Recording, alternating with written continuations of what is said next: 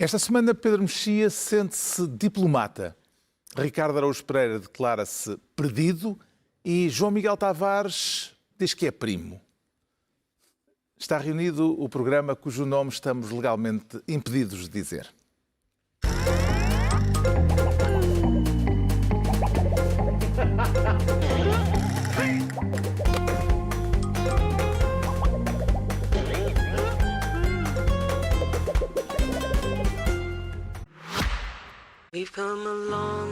Na Toyota, declaramos otimistas em relação ao amanhã, porque sabemos que já o estamos a construir. São projetos como um Toyota Uma Árvore, que já plantou mais de 200 mil árvores em florestas portuguesas, ou a iniciativa Um Toyota Uma Missão, que apoia instituições de solidariedade social que nos mantêm em movimento para chegarmos onde queremos, mais além. Conheça os projetos Toyota que estão a fazer mover o mundo em toyota.pt.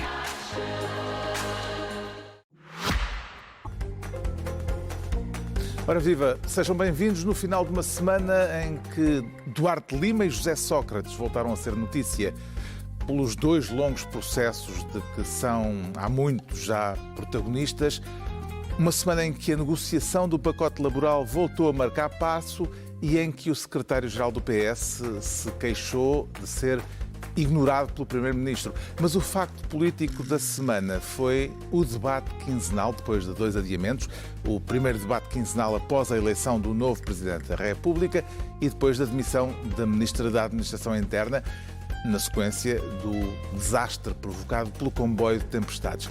E é por isso que, por causa de tudo isto e por causa do debate quinzenal, que o Ricardo Araújo Pereira quer tomar posse como Ministro quinzenal. Valeu a pena à espera? Valeu sim, Carlos. Eu tenho estado fora do país e por isso estava com ainda mais ansiedade à espera do debate quinzenal e valeu a pena porque... E viu-o à distância? Vi à distância com gosto, porque eu gosto de, quando se debatem as questões essenciais, tais como está calado, cala-te tu, és uma vergonha, não me venhas com conversa de chacha, calem-se todos. E, portanto... O momento mais quente aconteceu num despique entre André Ventura e Luís Montenegro e também com a bancada do PSD. Poderá estar a entornar-se o caldo entre os dois contendores pela liderança da direita, Ricardo? É possível. Este debate, eu estava com genuína expectativa por causa do debate, porque eu gostava que tivessem sido discutidas várias coisas. Por exemplo, podia ter sido discutido o texto da professora Susana Peralta, hoje no Público, não sei se viram esse texto. Sobre o Ciresp. Sobre o Ciresp, mas é um texto mesmo muito interessante, que fala sobre a criação do Ciresp, quem é que ficou com quem é que foi adjudicada essa criação, que outras entidades estavam dispostas a fazê-lo por 1/6 do preço, a altura em que estava previsto que estivesse pronto e quando é que ficou pronto de facto. Uma série de questões. Mas atenção, já vi uma boa defesa do Ciresp, feita já não me lembro por quem, que disse uma frase muito interessante, que é um sistema de emergência que funciona muito bem, exceto em emergências. Portanto, quando não é emergência, o sistema de emergência aparentemente é... É isso. Mas isso eram coisas interessantes de discutir. E houve algumas coisas que se discutiram no Parlamento. Por exemplo, houve partidos que apontaram ao Governo algumas falhas na gestão da crise, na comunicação, por exemplo, e essas críticas pareceram-me justas e justificadas, diz? Algumas. Algumas. Os senhores que caíram do telhado não foi culpa do Governo. Era aí que eu queria chegar. Depois houve também críticas do género. Porque é que o senhor Primeiro-Ministro não pôs a capa e não voou até às zonas afetadas e reconstruiu os telhados antes das pessoas que estavam desesperadas e o estavam a construir. Há coisas em que a gente pode concordar em que o Estado falha, em que o Estado, como aquelas de que acabámos de falar, sim. em que o Estado falhou aqui. Sim, tem falhas. Agora, quer dizer, há certas... Não se pode exigir ao Estado que evite tornados, que 2 minutos depois do tornado ter passado vá a repor telhas. Isso não dá, quer dizer... Montenegro anunciou no debate quinzenal que para a semana designa um novo Ministro da Administração Interna, o seu substituto, digamos assim. Significa isto que estará afastada para já uma remodelação do governo mais profunda, João Miguel Tavares? Eu acho que sim. Quer dizer, eu acho que ele se mantém... Existe esta mania, um bocadinho da comunicação social, que acha que nunca pode ser só substituído um ministro, tem que ser sempre aos conjuntinhos. Na verdade, não tem, não é? Porque fala-se tem-se da falado ministra... de outros ministros que estão... Sim, mas a Ministra da mais Saúde ou menos na supostamente corda tem um bamba. timing, porque há uma lei de bases para ser aprovada e, portanto, só quando isso acontecer. Neste momento está Luís Montenegro com a pasta. A única coisa que eu acho que é mais relevante aqui é que isso demonstra o facto da substituição ser só daquele ministro, que há ainda uma boa história para ser bem contadinha, que é a história da saída de Maria Lúcia Amaral, porque evidentemente foi uma saída clarissimamente conflituosa. Não há outra hipótese. Todos os indícios revelam isso. Esta sexta-feira, como o Primeiro-Ministro, aliás, anunciou, também no debate quinzenal, foi anunciado pelo Governo, por Luís Montenegro, o chamado PTRR. Parece-lhe um plano consistente, João Miguel? Ainda bem que me perguntas isso, eu realmente sou a pessoa indicada para responder. sim. Eu gostei muito. PTRR, eu prefiro PTR. Aquilo agora está cheio de consoantes. É muito bonito. E tem 3 pilares, não sei se vocês tomaram atenção. Portanto, existe o pilar da transformação, existe o pilar da recuperação e existe o pilar da resiliência. Sendo que recuperação e resiliência É a mesma coisa. são sinónimos. E ainda por cima copiaram, não é? Copiaram. Mas, o aliás, outro é uma plano. palavra desde já discutível. Pois é. Pois é. E esse, aquilo É um que termo da havia nesse... engenharia. Está bem, mas como palavra que entrou no léxico comum Hoje, esta semana, saiu uma crónica na imprensa sobre isso. Foi? Em que o autor foi ver ao Moraes. Ainda sim. não... Sim, Pois. sim. Estou aqui eu O até... Moraes não tem abonada. resiliência? O Moraes, sim, o Moraes tem lá a palavra. Estou aqui eu Não até... significa... Tens que explicar que o Moraes é um dicionário. É um dicionário, exato. Eu estou aqui a tentar... Parece que é o teu Desculpa lá, vizinho. desculpa lá. Estou aqui a tentar produzir pensamento e produz vocês pensamento. ficam Desculpa lá, entretidos com a desculpa. palavra Não, mas eu fiquei resiliência. curioso de saber o que é que o Moraes diz sobre a Uma resiliência. definição técnica, muito técnica. Sim, porque o valor- é da engenharia. Exatamente, é o valor da tensão. E o Moraes- que não sei quê. Em sentido figurado.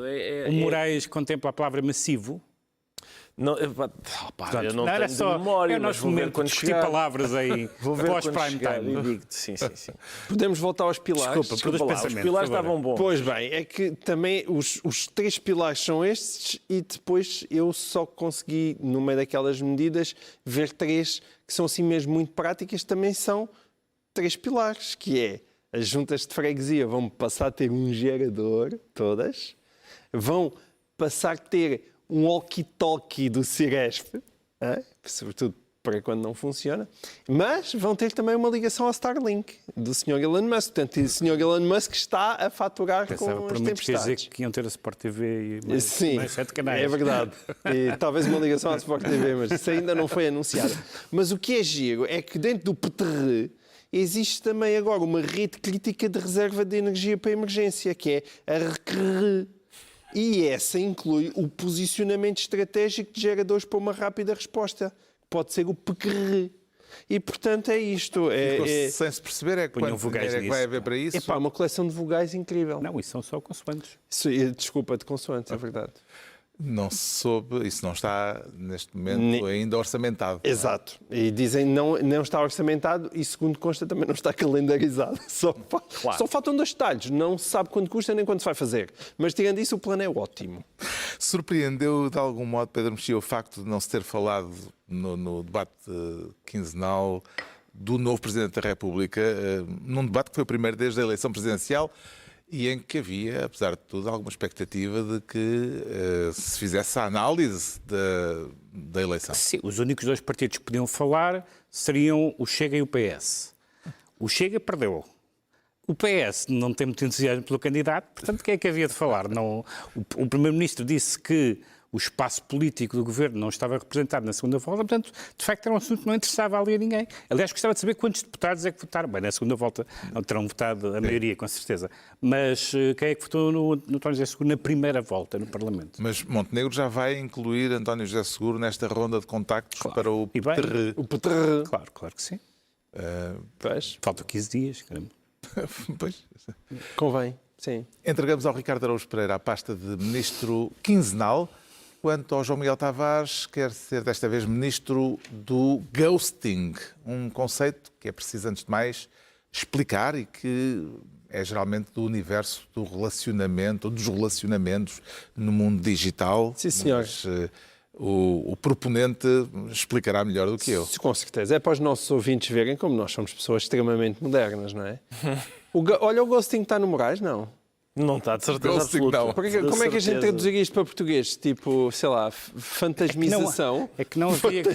O ghosting seria não responder às cartas, não é? Era a única, Sim. era a única forma de ghosting, não é? Sim. No O tempo do Moraes. ghosting na era digital são aquelas pessoas que de repente parece que estão numa relação, mas desaparecem e deixam mesmo de comunicar. Portanto, Não é a pior coisa que pode tornam-se acontecer. em fantasminhas. A Não pior é coisa que pode acontecer é de ruptura por post-it, acho eu.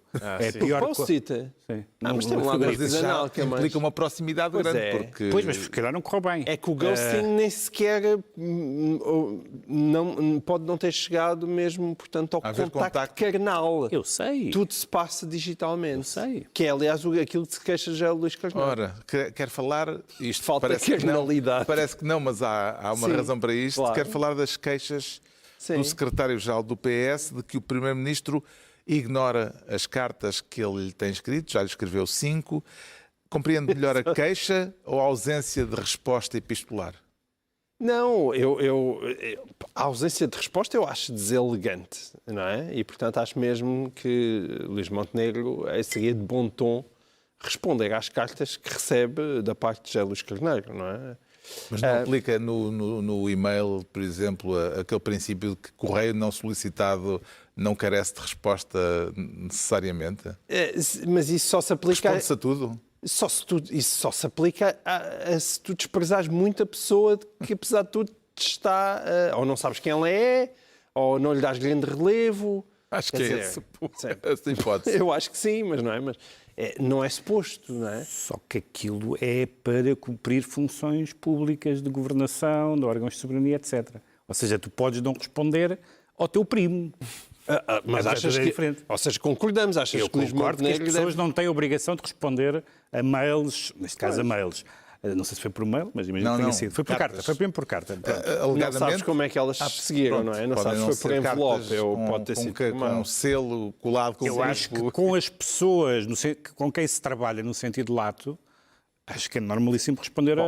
É verdade que as 5 cartas eram sobre temas irrelevantes. A primeira era sobre saúde, a segunda sobre habitação, a terceira sobre defesa, a quarta sobre justiça e a quinta sobre as tempestades. Portanto, tudo coisas irrelevantes que não merecem grande reflexão a Luís Montenegro. Mas eu trouxe este tema para aqui, bom, em primeiro lugar, para o caso do Primeiro-Ministro nos estar a ver e dizer, por favor, responda a José Luís Carneiro.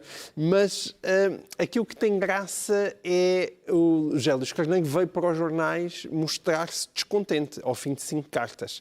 E acusou o Primeiro-Ministro de sobranceria e insensibilidade e disse, a paciência tem limites. E depois também acrescentou que vamos ver agora como é que este governo se vai posicionar, porque temos uma nova voz na Presidência da República.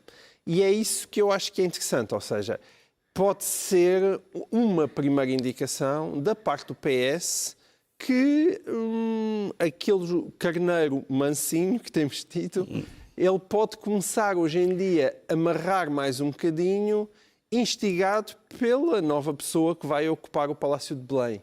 E, portanto, a puxar um pouco para si a vitória de António José Seguro e uma... Se eu te dissesse no programa, se voltares a dizer isso, vamos lá para fora, tu atemorizavas-te. Contigo não, mas, Pronto, mas sabes lá. é isso que eu quero não, dizer. Mas se fosse o Ricardo, eu atemorizava. Exato. É o meu ponto. É exatamente o meu ponto. Uma ameaça de José Luís Carneiro não atemoriza. Eu sou o José Luís Carneiro na história. Não, mas eu acho Ele que é o André Ventura. O José Luís... Está tuberculoso. Olha ali, ele não. Afinal, posso dizer agora que ele não consegue respirar. Está quase a sufocar. Percebeste como apanhaste a minha parábola? Apanhei, mas eu acho que Carneiro é mais rebelde do que a gente pensa. Ele é um falso sonso. Como é que vê, Pedro Mexia, o relacionamento entre o governo e a oposição e o modo como o Primeiro-Ministro tem gerido esse relacionamento? O modo como tem sido sempre o mesmo, e na noite eleitoral, onde, lembro, o Primeiro-Ministro não tinha que e não devia, tendo em conta a não indicação de voto na segunda volta, não tinha que falar, produziu um discurso de campanha eleitoral na noite das presidenciais para não acrescentar nada, para confiar na solidez do governo, na possibilidade de cumprir a legislatura, que o novo Primeiro-Ministro, que o novo Presidente da República, o Presidente da República eleito, cumprirá, zelará pela estabilidade e pelo cumprimento dos mandatos e deixando à vista, deixando completamente, acho que à vista ao léu, a ideia de que vai fazer uma governação de geometria variável. Portanto, não houve nenhuma novidade, não era preciso, era usar a noite das eleições. Houve duas pessoas que falaram e que não tinham que falar naquela noite, que foi Montenegro e o comentador João Coutinho de Figueiredo. Acho que se esperava uma semana, e agora já passou. Mas quanto a esta pessoa que eu infelizmente não consegui derrotar porque fiquei em terceiro, não acho bem. José Luís Carneiro, o João Miguel Tavares já o referiu, ficou agastado por não ter resposta e avisou que a paciência tem limites. O que é que viu implícito nesta ameaça do secretário-geral do PS, Ricardo Araújo Pereira? É difícil saber porque... precisamente porque eu quando vi isso, eu sinceramente pensei que ele tinha mandado 2 cartas. E quando o Montenegro não lhe diz nada, ele diz, vamos lá ver, a paciência tem limites. Não, são 5 cartas. E são 5, portanto ele está a terceira, a quarta, escreveu a quinta, e ao fim da quinta carta, sem resposta, ele não diz, acabou-se esta fantochada, diz... Atenção que a paciência tem limites. Só lhe mando mais 10 ou 20. Como assim? E a seguir o quê? Não sei. Se é... Olha, sabes o que é que isto é? É resiliência. É isso. Não sei se a seguir vai... Eu não ouvi a declaração. Está a referir o pilar do Carneiro. Tu disseste que ele, de certa forma, o ameaçou com o novo Presidente da República? Não fui eu. Isso não, eu é que estava em... Não, sim. Porque eu não ouvi a que... declaração. Eu acho que esta rebeldia extraordinária ao fim de 5 cartas está relacionada com a chegada do novo inquilino ao Palácio do Belém. Está bem, deve ser uma coisa. Outra coisa é o PS agora, de repente, se não... Temos ali um homem ali perto da ajuda, quem faz ali na esquina. Isso é um bocado despodurado, tendo em conta o que foi o percurso de António José Seguro para chegar aqui, não é? É verdade. O João Miguel Tavares fica então ministro do ghosting e agora é a vez do Pedro Mexia se tornar ministro extemporâneo para falar de uma reunião que era para ser, mas não foi. O que é que está a emperrar a concertação social, Pedro Mexia, o diálogo sobre as propostas de alteração às leis do trabalho? Houve uma discussão que foi muito importante a seguir à Revolução, que foi o combate, neste caso o combate contra a unidade sindical, pela liberdade sindical e contra a unicidade sindical. Sim, desculpa, é isso que eu queria dizer. Contra a unicidade e pela liberdade e, portanto, formaram-se as 2 centrais sindicais. Mas 2 centrais sindicais é bom, uma central sindical é mau, 0 centrais sindicais é horrível, porque não há concertação. O que acontece foi o seguinte, o Governo vai agora fazer uma alteração às alterações que ia propor, até porque o Presidente eleito anunciou que o pacote laboral não passa na forma como está. E então o Governo promove uma reunião normal em que convida o patronato, convida o GT e não convida a CGTP. Portanto, a CGTP não está. Portanto, uma central sindical. No dia em que propõe à central sindical o GT não pode. E então, 0 centrais sindicais. Mas os patrões vão. E eles avisaram, supostamente. O GT avisou que não podia. Avisou que não podiam, por razões de agenda. E disseram que estavam dispostos para outra data, estavam disponíveis para outra data. Os patrões chegaram lá e do outro lado da mesa não havia ninguém e disseram, para tarde acabou a reunião. Ou seja, isto parece mesmo a gozar, de facto. É mesmo convocar uma reunião, mesmo que eles achem, mesmo que o Governo ache que a CGTP não está com boa vontade de negociá-lo, e não está, mas quando é que esteve? boa vontade, vou dizer boa fé, boa vontade, não tem vontade sequer de discutir o assunto, tudo bem. Mas isso cabe à CGTP não aceitar, não cabe ao Governo não convidar. E vê na Ponto número forma como o secretário-geral da UGT reagiu algum indício de que o Governo e os parceiros sociais estão com dificuldade de vir a entender-se? Eu acho que foi que ele disse, aplicou com justeza, estão a gozar com a parceirada, visto que eles são parceiros sociais, porque não faz sentido nenhum, quer dizer, a CGTP, o Governo assumiu a UGT, como o parceiro confiável, negociável, historicamente, há razões para achar isso. Bom, o que não justifica não convidar a CGTP.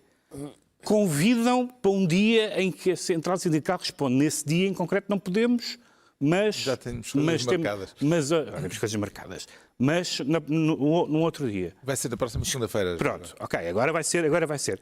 Mas para que é que houve a reunião? Sim. Qual é a justificação para... é mais ou menos como uma equipa dizer, não vamos comparecer. Está bem, então uma malta vai para o balneário, vestem as meias e não sei o que mais. Aí podem pôr, porque ganham os 3 pontos. Mas ali não ganharam pontos nenhum, só perderam pontos. A posição do Presidente eleito, do novo Presidente da República, poderá estar a condicionar de algum modo a condicionar a evolução dos acontecimentos nesta matéria, João Miguel Tavares, depois do que António José Seguro disse explicitamente na campanha eleitoral sobre o chamado pacote laboral? Eu, neste caso, acho que sim. Acho que ele diminuiu um bocado a margem de manobra do Governo, não só por ter dito que chumbava o pacote laboral como está, mas ele disse uma coisa que até me parece mais grave e em relação ao qual eu tenho dúvidas, que ele disse que sem concertação social ele não aprovava o pacote. E isso parece-me mais discutível, não é? Apesar de tudo, o Governo tem direito a governar, mesmo não chegando a acordo com as centrais sindicais. Mas vai ser interessante ver, sim. Pode ser, dá a ideia que é uma daquelas medidas em que o Governo queria usar para dizer, olha, vê, estou a tentar fazer reformas. E possivelmente não vai conseguir, embora o Presidente António José Seguro tenha razão quando diz, meus senhores, isto não estava no vosso programa eleitoral. E isso é um bom argumento a favor de querer não aprovar este pacote. Parece-lhe institucionalmente correto, Ricardo Araújo Pereira, o Governo excluir à partida da CGTP, um parceiro social, das reuniões da concertação social? Acho que sim, Carlos. Porque claramente... Quero ouvir a argumentação. O objetivo aqui, aparentemente, é discutir as leis do trabalho com toda a gente, menos com quem trabalha, não é? E, portanto, foi marcada a reunião para o dia em que a UGT não podia, a CGTP nem sequer foi convidada. Os patrões também trabalham, Ricardo. Os patrões estavam lá, os patrões estavam presentes, não é? Disseste só para quando Porque eu acho que pode ser que seja concertação social, no sentido em que a palavra social tem na expressão revistas do social. E nesse caso, de facto, não vale a pena convidar a CGTP. Não sabe usar os talheres, é gente façanhuda, é gente muito façanhuda que vai perturbar aquilo e acho que é melhor não convidar. Mas para a próxima... Parece-lhe que vai voltar a acontecer. Acho que para segunda-feira não estão convocados também. Não, claro, para quê, não é? Para quê discutir leis do trabalho com quem trabalha? Eu acho um aborrecimento. Vamos ver o que é que dá. E não se deve deixar de convidar mesmo que não vale a pena. É o meu modo de vida. Acho que vale a pena convidar à mesma. Com certeza. Quer dizer, isso neste vale caso, para tudo, não é? realmente. Para festas de aniversário, talvez não valha. Não, isso é o problema. É quando atenção, há uma situação social, isto não tem a ver com a CGTP, nem com a UGT, mas é uma situação social tramada, que é quando tu convidas uma pessoa confiando que ela não vai aceitar. Gostava muito que viesse aos meus 43 anos, essa data redonda, mas sei que não estás cá nesta altura. Não, tenho toda a honra, eu e o meu marido e as minhas filhas vamos. E ficas tantas vezes, já me aconteceu isso. Mas eu acho ótimo, sinceramente, convidar, mesmo que eu estou farto de dizer aqui que gostava muito, não tenho interesse em aceitar certos convites, mas gostava muito que me os fizessem, porque isso dava-me algum cantinho. Sim. Sim. Mas são uns convites muito particulares. São quaisquer. O Pedro Mexia fica então ministro extemporâneo Estão entregues as pastas ministeriais por esta semana. À altura para sabermos porque é que o João Miguel Tavares se declara primo, quer, imagino, valorizar a família, como é seu timbre. Sempre, Carlos. Sempre, sempre. A família é uma coisa muito linda. Família e os amigos, neste caso. Poucas pessoas amam tanto a família como José E Sócrates. quer comentar a entrada em cena de um novo primo Epá, sim. de José Sócrates nas suspeitas que recaem sobre o antigo primeiro-ministro. Este primo é novo, não é o primo... É um primo novo. Não, é um primo fresquinho. Que papel é que tem Tinha este percebido, novo pensava primo? que era o primo antigo. Este primo é irmão do outro primo. É irmão do outro primo. Ok. Do José Paulo Pinto de E que Sousa. papel é que ele tem agora no enredo? É que este não está a ser julgado. E eu... Sendo que não. Eu pensei que não faz diferença. E o outro está, o irmão. O irmão dele está a ser julgado também. E, portanto, é chato ser ele a comprar casas. Isto parte de uma notícia do Sol Sim. que Pois. continua com a jornalista Felícia Cabrita atrás deste, Sim, é mais deste uma, filão. é mais uma grande história da Felícia Cabrita e aparentemente, embora o Ministério Público não tenha nem confirmou nem desmentiu que estaria a abrir uma nova linha de investigação Valha-me sobre Deus. José Sócrates, tudo indica que está. Ajude. Mas eu falava, mas Deus qual nos valha-me ajude, Deus? pá. Mas eu compreendo, não só compreendo, como acompanho o teu sofrimento. Mas, ao mesmo tempo, há uma coisa que eu diria que está à vista de todos os portugueses, que é onde é que está o dinheiro? Onde é que está o dinheiro de José Sócrates? De onde é que vem? De onde é que ele vem? Pá, mesmo que ele fosse suspeito do atentado de Dallas, não metam mais nada no processo. Não é nada. Mas espera, não estão a meter mais nada no processo. É um novo processo. Mas depois é tudo... uma nova, vai. é verdade que é É um tudo novo, para a Bimbi. O que é espantoso é que é um Aquelas novo maquinetas processo. antigas, como é que não é aquelas maquinetas que se metiam ao filme do Tati, não é? Em que eles metem uma coisa, então depois isto sai é- para uns tubos de ar, como é que isso se chama? Não faço ideia. Um besidróglio. É um besidróglio. assim. É isso, Era o besidróglio. Então, isto é um novo processo. Agora, é com os métodos antigos e com os personagens antigos, tirando um primo novo, que é fresquinho, irmão do outro. Mas o que é espantoso nisto? Também mete vendas de casas. Mete Neste caso, Carlos Santos Silva, não é? Então, o que aconteceu aqui, muito rapidamente, o esquema é mesmo complicado de explicar, mas muito rapidamente Carlos Santos Silva decidiu comprar uma nova casa e vai-se lá saber porquê. Comprou a casa a coincidência. Comprou a casa de um primo de José Sócrates, que é irmão de José Paulo Pinto de Sousa, que está a ser julgado no Operação Marquês e que é considerado um testa de ferro de José Sócrates. E é uma vivenda que custou 775 mil euros. A maneira como uma vivenda chega ao mercado também é uma... Esse sim, vou poupar os ouvintes. Vão ler o artigo da Felícia Cabrita. Vou poupar os nossos ouvintes e espectadores ao percurso recambulesco, mas que também tem a ver com outros percursos que metem Aldargue Batalha e Angola e negócios com Angola. Mas o que é extraordinário nisto é, as pessoas dizem, mas será possível que estas pessoas estejam a fazer e a repetir os negócios pelos quais estão acusadas na Operação Marquês? Quanta lata é preciso para fazer isto? Mas eu acho que, por um lado, José Sócrates conta com esta reação de Pedro Mexia, que esta reação de Pedro Mexia seja extensível a todos os portugueses, que é não, mais chega, não, por favor. mais não. Já chega.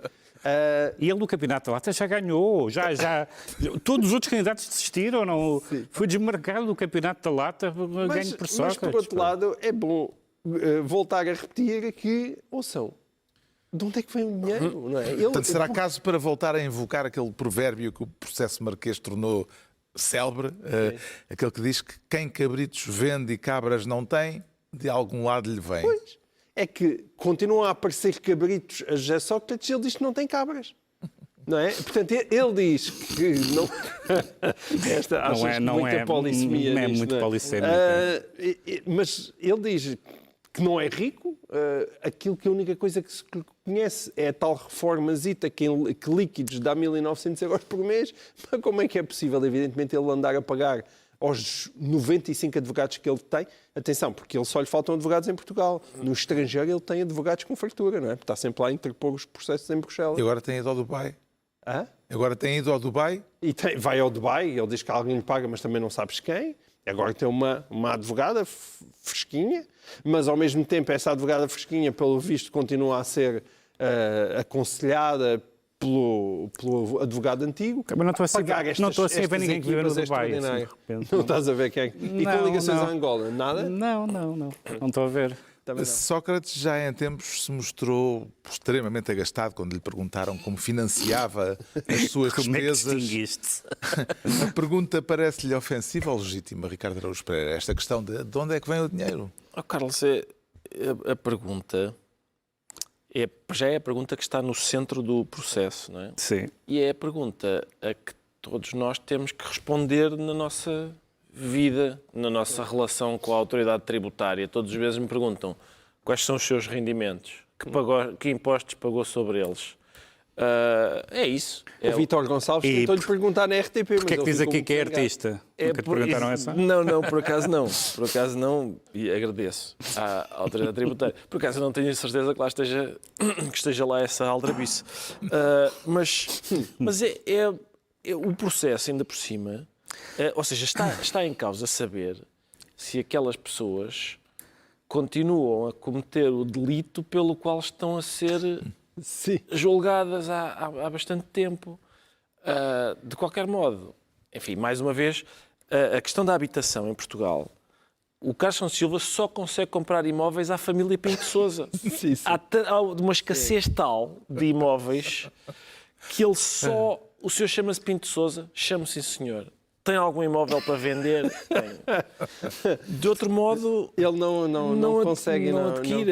Eu propunha à Remax ou assim que mostrasse ao Carlos Santos Silva outros imóveis que não pertençam à família Pinto O Pedro Sousa. Mexia já perdeu o fio à meada nesta história, não é? O meu problema não é eu perder, porque eu não sou a parte processual. O meu problema é que quer a acusação, quer a defesa, e é importante que haja uma defesa evidentemente informada e capaz de defender o réu, mas eu temo que juntem mais qualquer coisa, não é? Já grande parte da desgraça em que vivemos vem dos megaprocessos. Foi uma péssima ideia, porque significa que são coisas intermináveis, de uma complexidade tal que com as habituais atrás da justiça. A culpa é capaz de ser do poeta Eduardo Guerra Carneiro, não é?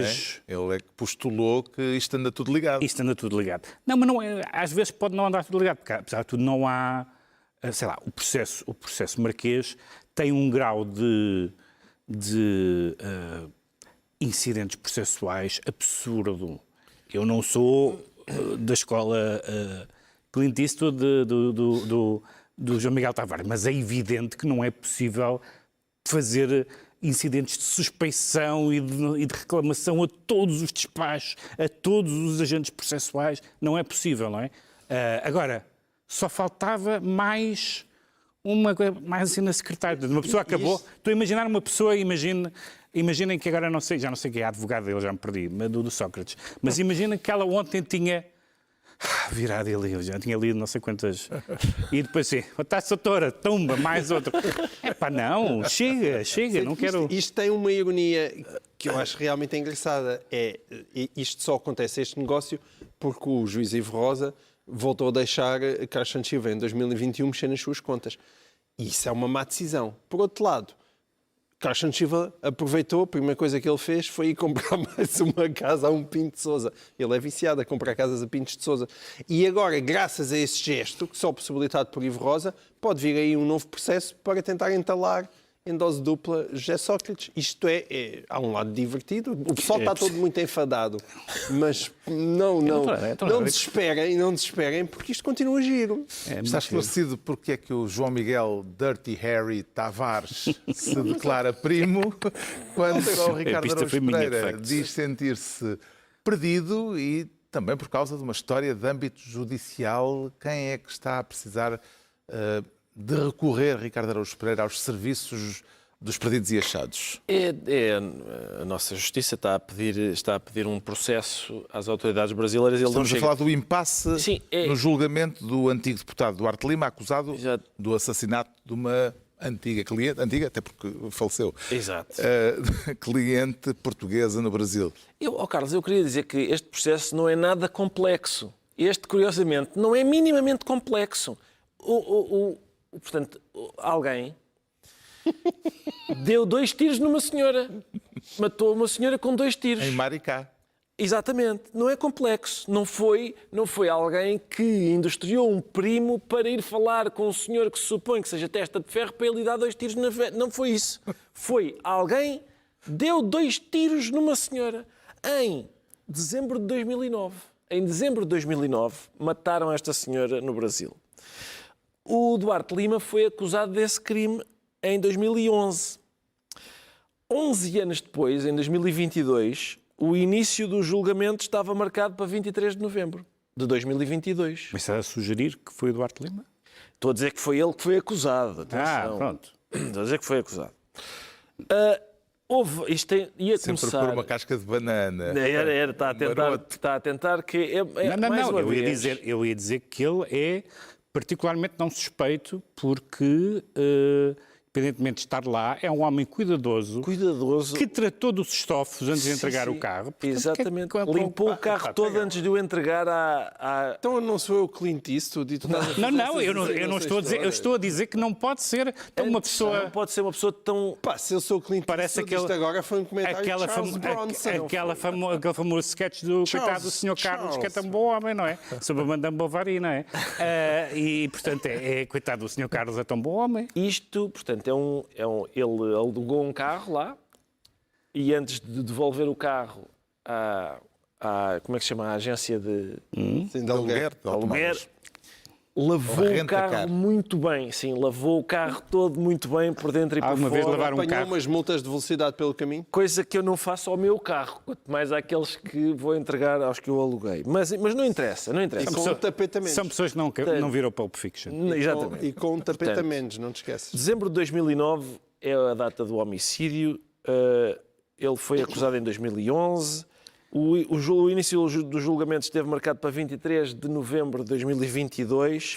Entretanto, houve vários adiamentos, pedido de afastamento da juíza, o tribunal não conseguia notificar as testemunhas que estavam no Brasil, as autoridades brasileiras não enviam o processo na íntegra e na semana passada o nosso tribunal pediu às autoridades brasileiras o processo, desta vez em papel, provavelmente para ver se ele chega todo e se é possível manuseá-lo. Mas os brasileiros estão a dar ghosting. O homicídio foi há português. 16 anos, o Duarte Lima foi acusado há 15. O processo ainda não chegou. Ainda não. Em 15 anos, Não está todo. o processo ainda não veio todo. É ghosting. E faltam umas escutas e tal. Mas ninguém tem pressa. Como é Nem que se o... compreende esta dificuldade no relacionamento entre a justiça portuguesa e a brasileira, Pedro Mexia? Eu não, quer dizer, a justiça brasileira não tem nenhuma razão perceptível para não querer, quer dizer, o suspeito, ou não sei qual é o estado processual dele A não ser a hipótese de que digam isso foi lá entre portugueses. Ele é acusado. Ele está acusado. Está Ele acusado. está acusado, mas ela também era portuguesa. Pois. Não, também, mas o crime foi cometido lá. Sim. Foi. Se me perguntarem numa coisa muito mais, não jurídica, mas muito mais imediatista, querias ir para uma cadeia brasileira? Não queria. Portanto, eu também independentemente de não ser uma pessoa que comete homicídios, se cheguei até aqui sem os cometer, não vai ser agora. Nunca digas desta água não me parece. Não disse, espero. É perceptível porque é que há resistências a um... Isto agora o que era uma prisão brasileira. A pessoa chega ao fim da vida, tem um Bruegel em casa e não quer ir para uma cadeia... É um Bruegel que ele tem. É uma coisa desse género. Não quer ir para uma cadeia brasileira, eu isso compreendo. Mas acho que não quer ir para uma portuguesa. Há uma série de problemas... Pois, mas... Isto é mais um caso para se isso arrastar não é indefinidamente. Não, eu acho que para a semana o processo está Eu não cá. tenho as opiniões nem aqui do Charles Bronson, nem ali do Steven Seagal. Eu sou uma pessoa Ele entrevistou e tudo. ponderada Que ele conhece pessoalmente. que ele conhece pessoalmente, É um com quem encanto. já fez bonitos anúncios. Não era um anúncio. Não é um anúncio. Não eram anúncios, Era um anúncio eram de um bonitos programa. sketches. Peço Era desculpa. uma blague. E o que é que eu posso dizer? O que é que posso acrescentar a tudo isto? Eu mandava, se calhar, não sei, eu acho que é possível mandar a senhora da limpeza da PJ cá para ir tentar vasculhar os arquivos da PJ de lá a ver se encontram aquelas entidades processuais que, por vistos, faltam e que os advogados de Duarte Lima dizem isto não dá para começar o julgamento sem termos tudo aqui. E não têm. Já sabemos porque é que o Ricardo Araújo Pereira se considera perdido. Agora vamos tentar perceber porque é que o Pedro Mexia se declara diplomata, para enaltecer o papel dos diplomatas ou para declarar obsoleto esse métier? Não, Pedro Mexia? porque o Donald Trump tem... fala-se muito daquela coisa da substituição populacional e tal. Ele tem uma substituição setorial interessante que é, atenção, eu não sou contra o jornalismo, sou só contra os jornais, as revistas, as televisões e as rádios. E, portanto, vou ter aqui pessoas que fazem podcast. Não, eu não sou contra a diplomacia, eu sou contra embaixadores, embaixadas. Portanto, tenho aqui este meu amigo que vem do imobiliário, tenho aqui este rapaz bem apessoado que é meu genro. Agora há um novo embaixador norte-americano em Portugal e é também um empresário, amigo. Eu não sou contra a ordem internacional e as leis internacionais. Eu sou contra essa palhaçada nas Nações Unidas. Está aqui este clube de gente seleta, aquela galeria de horrores que ele reuniu à volta dele, o Conselho para a Paz, que ele já disse que vai inclusivamente fiscalizar as Nações Unidas. Há aquela coisa os cegos a guiar os cegos, aqui tinha que se pensar em patologias piores. Portanto, quer dizer, os juízes são, como é que ele disse? Os juízes do Supremo Americano são lapdogs. Lapdogs, são cãezinhos cãezinhos amestrados, incluindo aqueles que ele nomeou e que são do Partido do Estrangeiro, expressão que tem conotações muito ominosas na história da Europa, o Partido dos Estrangeiros. Isso, em geral, queria dizer uma coisa muito específica. E, portanto, no meio disso diz que deu a entender que, tal como o Obama, estamos convencidos que há extraterrestres. Isto foi uma semana. Isto foi a última semana. Atenção. E ainda há o caso Epstein que em que ele diz que pode falar de tudo, porque é a única pessoa que está completamente ilibada, não se percebe porquê. Continua a haver imensas dúvidas. Mas o seu desenhinho no birthday book de E Epstein, também, devo dizer, embora isto não esteja no nosso alinhamento, que as pessoas festejaram, e festejaram bem até certo ponto, a prisão, a detenção do ex-príncipe, do ex-príncipe André, mas ainda bem que ele foi ouvido pela polícia, mas convém dizer que não tem nada a ver com os crimes sexuais. E como é que vê, Pedro, infelizmente. Não, Ricardo, como é que vê o contraponto entre o que está a acontecer na Europa, em que há detenções, até de príncipes que já não o são, e na Noruega um ex-primeiro-ministro também está, uma princesa na Noruega também está em maus lençóis por causa das relações com Epstein, entre o que está a acontecer na Europa e o que não está a acontecer nos Estados Unidos, porque nos Estados Unidos a única pessoa presa é a companheira cúmplice de Epstein. Eu prefiro quando as coisas têm consequências. Chamem-me esquisito, mas eu gosto mais assim. E ainda por cima aqui, consequências destas, não é? A este nível, ou seja, este André é uma pessoa que foi gerada num útero muito importante, só foi expelido em terceiro lugar e só por isso é que não é rei. Se tivesse sido expelido mais cedo, tinha tirado a senha 001, mas tirou a 003, já não é mau. Mas o que eu gosto mais no processo todo é a condição de ex-príncipe. Porque eu já tinha ouvido, não é costume, não é? Normalmente uma pessoa nasce príncipe e fica assim para sempre, ou havia... Historicamente... Sim, quer dizer... Mas a hipótese de seres...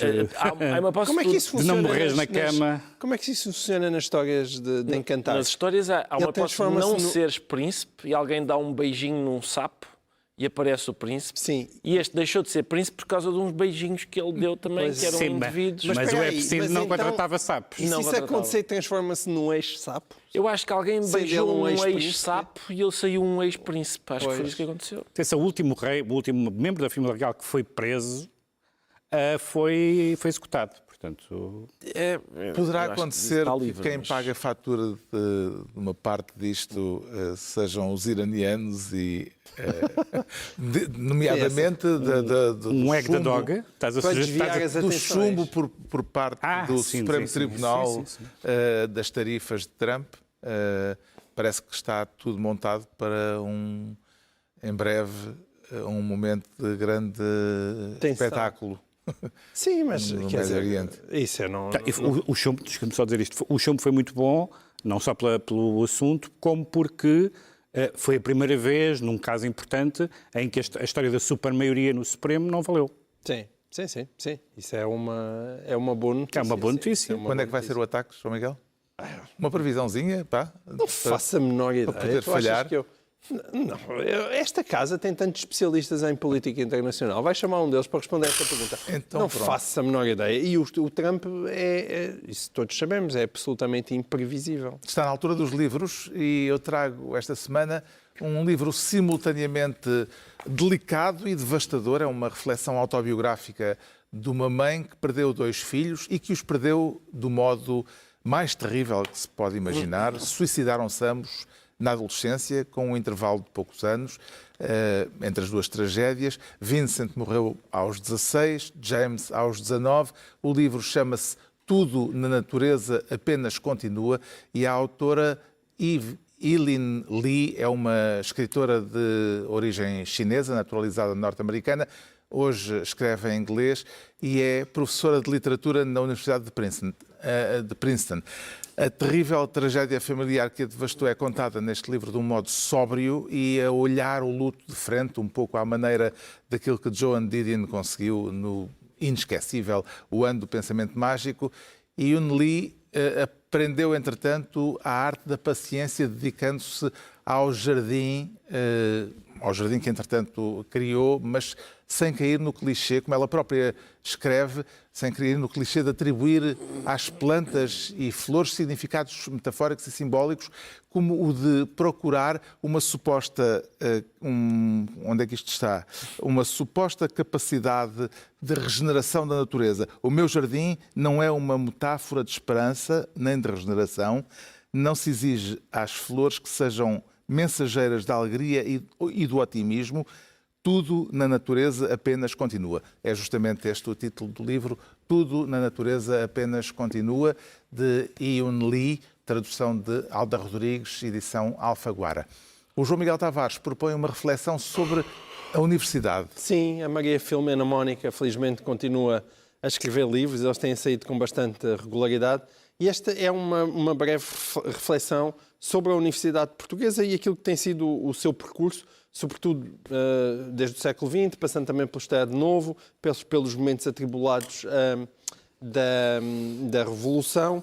E depois tem um capítulo final intitulado As Minhas Memórias, que são as memórias da Maria Filomena Mónica, e ela nesse registro, ele sempre me pareceu que é uma das pessoas mais interessantes a escrever em Portugal. Eu sou um daqueles que gosta muito da sua biografia, porque ela parece-me sempre uma cabeça anglo-saxónica num corpo português, e isso, mais uma vez, demonstra aqui, é sempre um prazer ler as suas recordações e a maneira como ela fala de um tempo que viveu e, neste caso, daquilo que foi a universidade desde o pós-25 de Abril até ao presente.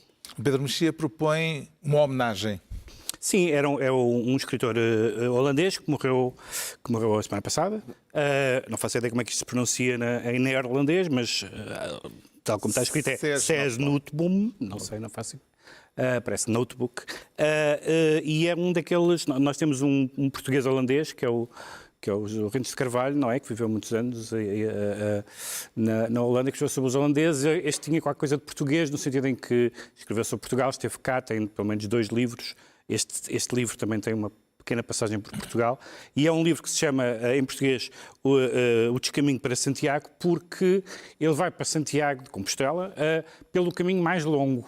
Isto é, dá ali umas voltas que não fariam sentido nenhum no GPS, porque quer conhecer a Espanha, a propósito dessa viagem, e então de repente está a falar de comboios, de repente está a falar de rios, de repente está a falar do Dom Quixote, dos traumas históricos, etc. E ele tem não é um prosador assim, com aquele pathos que tem, sei lá, o Bruce Chatwin, é uma pessoa, aparentemente, por este livro, era uma pessoa tranquila.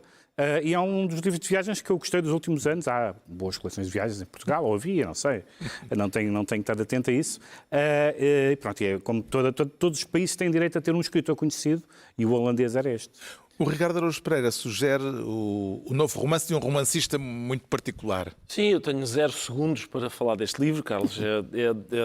Eu gosto imenso do Henrique Vila-Matas, um escritor catalão, que é ostensivamente um escritor leitor, e tenho descoberto muitos autores por causa dele, e este livro é narrado por digamos que o narrador, nós vamos desconfiando que ele não é exatamente humano, é um humanoide, e está, como diz o título, Cânon de Câmara Escura, ele está a tentar estabelecer um cânon em que os livros são escolhidos às escuras.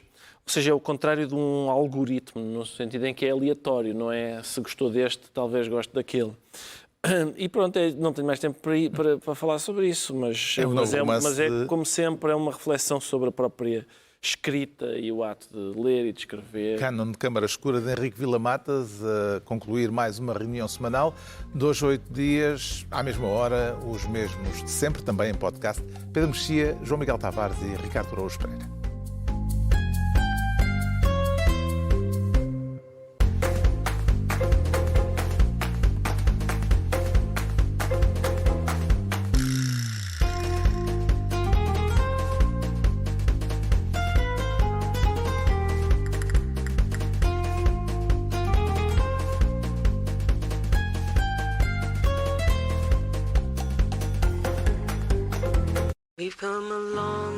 Na Toyota, declaramos otimistas em relação ao amanhã, porque sabemos que já o estamos a construir. São projetos como um Toyota Uma Árvore, que já plantou mais de 200 mil árvores em florestas portuguesas, ou a iniciativa Um Toyota Uma Missão, que apoia instituições de solidariedade social que nos mantêm em movimento para chegarmos onde queremos, mais além. Conheça os projetos Toyota que estão a fazer mover o mundo em toyota.pt.